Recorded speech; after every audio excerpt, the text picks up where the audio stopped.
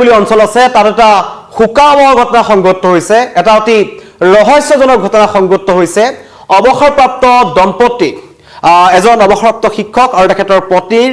মৃতদেহ অতি ৰহস্যজনক অৱস্থাত বাথৰুমৰ ভিতৰত উদ্ধাৰ হৈছে আৰু সেই ঘটনাৰ পাছতেই সমগ্ৰ অঞ্চলটোত এটা তীব্ৰ চাঞ্চল্য বিৰাজ কৰিছে অকলে আছিল সেই দম্পতি আৰু অৱসৰপ্ৰাপ্ত এজন শিক্ষক লগতে তেওঁৰ পত্নী নাম হৈছে নৰেন্দ্ৰ শইকীয়া যিজন অৱসৰপ্ৰাপ্ত শিক্ষক সেই অঞ্চলটোৰ এজন জনজাত ব্যক্তি সকলে তেখেতক চিনি পায় কিন্তু তেওঁলোকে চৰম পন্থা বাছি লৈছে বুলি সন্দেহ কৰা হৈছে অতি ৰহস্যজনক অৱস্থাত চিপৰে থকা অৱস্থাত আচলতে তেওঁলোকৰ মৃতদেহ তেওঁলোকৰ বাথৰুমত উদ্ধাৰ হৈছে তাৰ পাছতেই এক হুৱা দুৱা লাগিছে কাৰণ তেওঁলোক অকলে বাস কৰিছিল দুজন পুত্ৰ আছিল তেওঁলোক লগত নাথাকিছিল কৰ্মসূত্ৰে বাহিৰত থাকে অকলশৰীয়া অনুভৱ কৰিছিল বুলি সন্দেহ কৰি থকা হৈছে আৰু ফোনত তেওঁলোকে বাৰম্বাৰ ফোন কৰিও নিজৰ পুত্ৰৰ সৈতে তেওঁলোকে কথা পাতিব পৰা নাছিল সেই দুখতেই চৰম সিদ্ধান্ত বাছি লৈছে বুলি একাংশই অভিযোগ উত্থাপন কৰিছে বা সন্দেহ কৰিছে কিন্তু তাৰ পৰিৱৰ্তে আজি পুৱাৰ ভাগত যেতিয়া তেওঁলোকৰ নিজৰ লৰাই তেওঁলোকলৈ বাৰম্বাৰ ফোন কৰে যেতিয়া তেওঁলোকে ফোন ৰিচিভ কৰা নাছিল তেতিয়া ওচৰ চুবুৰীয়াক তেওঁলোকে ফোন কৰে আৰু ওচৰ চুবুৰীয়া লোকসকল আহি যেতিয়া দেখে যে বাথৰুমত তেওঁলোকৰ ৰহস্যজনক অৱস্থাত তেওঁলোকৰ মৃতদেহ উদ্ধাৰ হৈছে আৰু অতি পৰিতাপৰ কথা যে বাথৰুমৰ বাহিৰত তেওঁলোকে পাতি পাৰি থৈ গৈছে আৰু সেই পাতিৰ তিনিটা কীটনাশক দ্ৰব্য যি টেমা আছে কীটনাশক দ্ৰব্যৰ টেমা উদ্ধাৰ হৈছে আৰু বাথৰুমটো খুলি দিয়াৰ লগে লগে তেওঁলোকে ভিতৰত চিপলোৱা অৱস্থাত দুয়োৰে মৃতদেহ দেখা পাইছে এয়া পৰিকল্পিত হত্যাকাণ্ড নেকি ইয়াত অন্য কিবা ৰহস্য সোমাই আছে নেকি কি কাৰণত এজন অৱসৰপ্ৰাপ্ত শিক্ষক আৰু তেওঁৰ পত্নীয়ে এই চৰমপন্থা বাছি লৈছে বুলি যি সন্দেহ কৰা হৈছে সঁচাকৈ লৈছে নেকি যদি চৰমপন্থা বাছি লৈছে তাৰ প্ৰকৃত কাৰণ কি তেনে হাজাৰ হাজাৰ প্ৰশ্ন আছে যি সকলোৰে মনত প্ৰশ্ন উত্থাপন হৈছে সকলোৱে তেওঁলোকক জানিছিল সেই অঞ্চলটোত ভাল ব্যক্তি হিচাপে জানিছিল আৰু দুজন পুত্ৰ আছে এনেকুৱা নহয় যে তেওঁলোকৰ পুত্ৰ সন্তান নাই তেওঁলোকৰ পুত্ৰ সন্তান আছিল জানিব পৰা মতে এজন পুত্ৰই গুৱাহাটীত চাকৰি সূত্ৰে থাকে আনজন পুত্ৰ ঘৰতে থাকে কিন্তু তেওঁ বাহিৰলৈ ওলাই যায় তেনেকুৱা পৰিস্থিতিত ঘৰত কোনো নথকা অৱস্থাত এই নৰেন্দ্ৰ শইকীয়া আৰু তেখেতৰ পত্নীৰ যি মৃতদেহ উদ্ধাৰ ঘটনা সমগ্ৰ অঞ্চলটোত এটা চাঞ্চল্যৰ সৃষ্টি কৰিছে দুই পুত্ৰই পুৱাৰে পৰা নেৰানেপেৰাকৈ ফোন কৰি আছিল মাক আৰু দেউতাকলৈ যেতিয়া মাক দেউতাকে ফোন ৰিচিভ নকৰিলে তেতিয়া ওচৰ চুবুৰীয়াক যেতিয়া খবৰ দিছে তেতিয়া এই ঘটনা পোহৰলৈ আহিছে আৰু অতি ৰহস্যজনকভাৱে য'ত মৃতদেহ উদ্ধাৰ হৈছে তাৰ প্ৰায় কাষতেই তিনিটা কিন্তু কীটনাশক দ্ৰব্যৰ বটলো উদ্ধাৰ হৈছে আৰু তাৰ পাছতেই তাত কলাইগাঁও আৰক্ষী উপস্থিত হৈছে লগত দণ্ডাধীশ উপস্থিত হৈছে আৰু তেওঁলোকে মৃতদেহ উদ্ধাৰ কৰিছে মৰণোত্তৰ পৰীক্ষাৰ বাবে প্ৰেৰণ কৰিছে কিন্তু এই ঘটনা সন্দৰ্ভত কলাইগাঁও আৰক্ষীয়ে এটা তদন্ত আৰম্ভ কৰিছে যে এই ঘটনাৰ আঁৰত প্ৰকৃততে আছে কি এয়া পৰিকল্পিত হত্যাকাণ্ড কাৰণ দীৰ্ঘদিনত আমাৰ ৰাজ্যত এটা বস্তু দেখিছোঁ যে একাংশ বৃদ্ধ দম্পতীক কিছুমান যিবোৰ অভিযুক্তসকল আছে বা যিবোৰ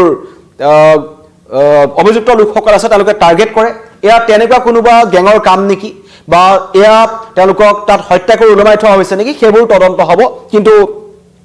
প্ৰাৰম্ভিক যি কথা কোৱা হৈছে যি তথ্য আৰক্ষীৰ ফালৰ পৰা কোৱা হৈছে সেয়া হৈছে তেওঁলোকে চৰম সিদ্ধান্ত লৈছে বুলি তেওঁলোকে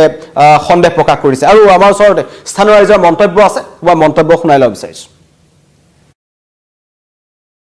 বাবা কালেগাঁৱত বোলে দাদাহঁতৰ গোটাই বাটৰ দৰ্জা ভিতৰৰ দৰ্জা গোটাই বন্ধ মানুহবিলাক ঘূৰা ঘূৰি কৰি আছে মই কৈছোঁ এতিয়া কি কৰিম বুলি কৈছোঁ মই কৈছোঁ তই আৰু কি কৰিম বুলি নহয় তই গাড়ী লওঁ আৰু পটাপট যা মই যাই আছোঁ চাইকেল লৈ আকৌ তাৰপিছতে আমাৰ মাকে ক'লা হেৰি স্কুলত যা স্কুলত চকীদাৰ আছে চকীদাৰক কয় খবৰ দিলে গাড়ী লৈ কোনোবা আহিলে গাড়ীত নিজে যাব পাৰিবি 1 তাৰিখৰ দিনা তাৰমানে আমাৰ ঘৰৰ পৰিয়াল প্ৰায় আমাৰ ঘৰত গৈছে তাৰমানে আমাৰ ছোৱালীটো গুৱাহাটী কাহিলীবাদ থাকে ছোৱালী আহিল ল'ৰা আহি থকা স্কুলত ভালদৰে পাছ কৰিছে ল'ৰা আহিছে সেই ল'ৰাক খানা চানা খোৱা সন্মান কৰিম বুলি আৰু বাপাহঁতো গৈছে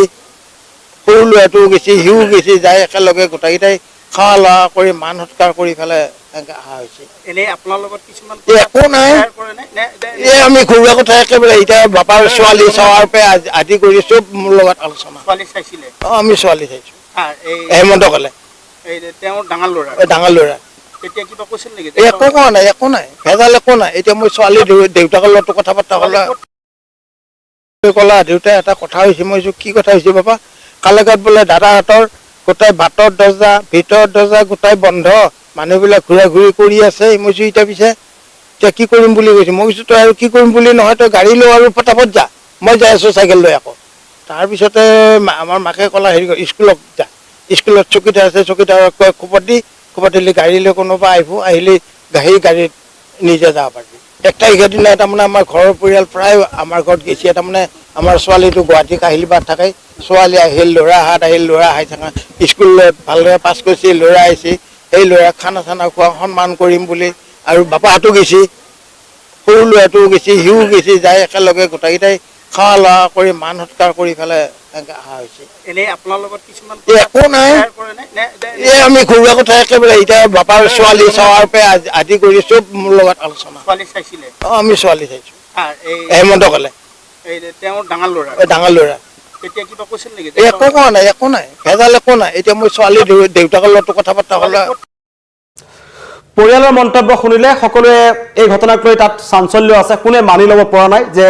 এই দম্পতীয়ে কি কাৰণত এনেকুৱা এটা সিদ্ধান্ত গ্ৰহণ কৰিলে প্ৰকৃততে তেওঁলোকৰ লগত সেই ঘৰখনৰ ভিতৰত হ'ল কি সেয়া এতিয়ালৈকে কোনোৱে নাজানে সকলো ৰহস্যৰ আৱৰ্তত আছে এয়া হত্যাকাণ্ড হ'ব পাৰে এয়া চৰম সিদ্ধান্ত লোৱা ঘটনা হ'ব পাৰে কিন্তু তাৰ কাৰণনো কি সেইটো কিন্তু এতিয়ালৈকে উদ্ঘাটন হোৱা নাই আৰু স্থানীয় ৰাইজে মন্তব্য কৰিছে যে অকলশৰীয়া হোৱাৰ কাৰণেই তেওঁলোকে এনেকুৱা ধৰণৰ চৰম সিদ্ধান্ত ল'লে নেকি সেয়া মূল কাৰণ হিচাপে ধৰা হৈছে কিন্তু আৰক্ষীৰ ফালৰ পৰা কোৱা হৈছে যে নহয় তদন্ত কৰিব লাগিব তদন্তত বহু কথা পোহৰলৈ আহিব টকা পইচাৰ লেনদেনৰ কথা মাটি সম্পত্তিৰ লেনদেনৰ কথা বিভিন্ন ধৰণৰ কথা থাকিব পাৰে কাৰণ এনেকুৱা বহু ঘটনা ঘটি গৈছে যেটো প্ৰথম অৱস্থাত যি দেখা যায় তাৰ কিন্তু কাৰণ হেতু নহয় পৰৱৰ্তী সময়ত প্ৰকৃত ৰহস্য উদ্ঘাটন হয় সকলোৱে আশা কৰিছে অতি সোনকালে এই ৰহস্য উদ্ঘাটন হওক আৰু এই যি অৱসৰপ্ৰাপ্ত এজন শিক্ষক আৰু তেখেতৰ পত্নীৰ যি শেষ হৈছে আসলতে যেটো এটা কৰুণ পৰিণতি বুলি ক'ব লাগিব তাৰ পাছত ইতিমধ্যে তেওঁলোকৰ মৃতদেহ উদ্ধাৰ কৰিছে কলেগাঁও আৰক্ষীয়ে দণ্ডাধীশ তাত উপস্থিত হৈছিল আৰু কোৱা হৈছিল যে পৰৱৰ্তী পৰ্যায়ত তদন্তৰ খাতিৰত স্নিফাৰ ডগ লৈ হলো পৰৱৰ্তী সময়ত তেওঁলোকে তদন্ত কৰি যাব দুই পুত্ৰ ভাষ্য গ্ৰহণ কৰা হ'ব তেওঁলোকে কেতিয়াৰ পৰা ফোন কৰিছিল কাৰণ প্ৰথম খবৰটো যি স্থানীয় ৰাইজে পাইছিল কাৰণ নিজৰ পিতৃ মাতৃক ফোন কৰি নিজৰ দুইজন পুত্ৰই পোৱা নাছিল কি কাৰণত ফোন ৰিচিভ কৰা নাই বুলি যেতিয়া চাবলৈ গৈ দেখে ঘৰত কোনো নাছিল আৰু পৰৱৰ্তী সময়ত ঘৰত কোনো নথকাত মানুহৰ সন্দেহ হয় কাৰণ বাথৰুমৰ কাষতে তেওঁলোকে এখন পাতি আৰু তেওঁলোকে এখন তুলি তেওঁলোকে পাৰি থৈ গৈছে আৰু তাৰ কাষতে তিনটা কীটনাশক দ্ৰব্যৰ বটল তাত পৰি আছে তাৰ পিছত আৰক্ষীক খবৰ দিয়া হয় কলাইগাঁও আৰক্ষী তাত উপস্থিত হ'ল আৰু কলাইগাঁও আৰক্ষী উপস্থিত হোৱাৰ পাছতেই যেতিয়া বাথৰুমৰ দৰ্জাখন খুলি তেওঁলোকে যেতিয়া দেখে তেতিয়া কিন্তু সকলো আচৰিত হৈ পৰে যে চিপলোৱা অৱস্থাত দুয়োকে উদ্ধাৰ কৰা হৈছে এতিয়া আশা কৰা তদন্তত যি অগ্ৰগতি আছে কাৰণ অৱসৰপ্ৰাপ্ত শিক্ষক নৰেন্দ্ৰ শইকীয়া এজন যথেষ্ট জনাবুজা মানুহ আছিল সকলোৱে তেখেতক চিনি পায় তেনে পৰ্যায়ত এই বৃদ্ধ দম্পতীৰ যি শেষ পৰিণতি সেয়া সকলোকে আসলতে কন্দুৱাইছে আৰু সকলোৱে কৈছে যে এই ঘটনাৰ উচিত তদন্ত হ'ব লাগে প্ৰকৃত কাৰণনো কি কাৰণত তেওঁলোকে সিদ্ধান্ত ল'ব লগা হ'ল নে তেওঁলোকৰ লগত কিবা বেয়া হৈছে নেকি বা তেওঁলোকক কোনোবাই হত্যা কৰিছে নেকি সেইবোৰ তদন্ত হ'ব লাগে বুলি সকলোৱে দাবী কৰিছে আৰু ইতিমধ্যে তাত আৰক্ষী উপস্থিত হৈছে এতিয়াও তাত আৰক্ষী আছে হয়তো দুই পুত্ৰ সন্তানক খুদা পোছা কৰা হ'ব পাৰে পৰিয়ালৰ অন্য লোকসকলক খুদা পোছা কৰা হ'ব পাৰে কিবা অসুবিধা আছিল নেকি মানসিক চাপত আছিল নেকি টকা পইচাৰ লেনদেনৰ কিবা প্ৰসংগ আছিল নেকি সেইবোৰ অতি শীঘ্ৰেই পোহৰলৈ আহিব কিন্তু এই মুহূৰ্তত জনাইছো যে কলাইগাঁৱৰ যি বেলতলি অঞ্চল আছে বেলতলি অঞ্চলত এটা হুকাবৰ ঘটনা সংঘটিত হৈছে বাথৰুমত উদ্ধাৰ হ'ল বৃদ্ধ দম্পতীৰ মৃতদেহ স্থানীয় ৰাইজৰ মন্তব্য শুনাই মই বিদায় লৈছো